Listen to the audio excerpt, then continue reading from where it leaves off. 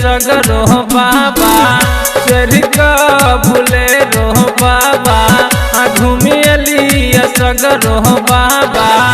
पियै छगाजा बाबा पियै छ भांग रोजीना पिया पुदीना बाबा पिया पुदीना छोरी का गांजा बाबा पिया पुदीना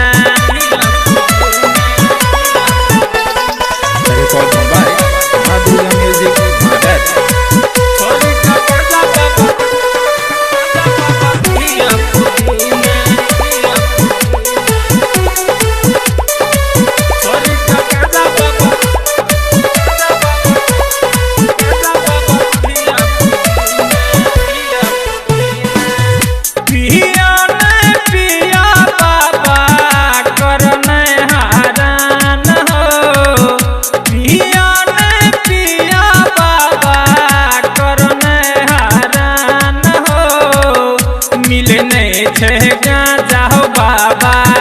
मिले ने भांग हो मिलने छे गांजा हो बाबा कमी है तो कहियो पूरा भजे रोजीना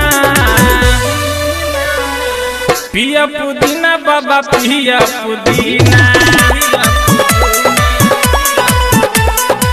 छोरा ये गांजा भांग पिया पुदीना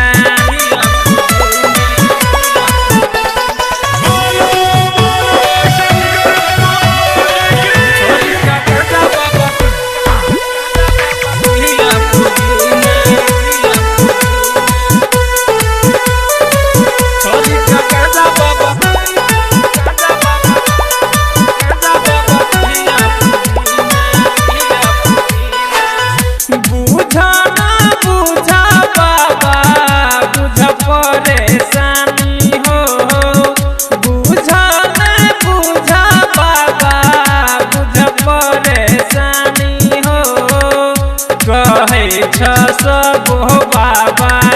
तोरा भोला दानी हो कहे सब हो बाबा पावन लगे छे बहुते सावन के मस्त महीना पिया पुदीना बाबा पिया पुदीना छोरा है गांजा भांग पिया पुदीना चरिका भूले रो बाबा घूमियली सगरो बाबा पियै छ गांजा बाबा पियै छ भांग रोजीना पिया पुदीना बाबा पिया पुदीना छोरी का गांजा बाबा पिया पुदीना।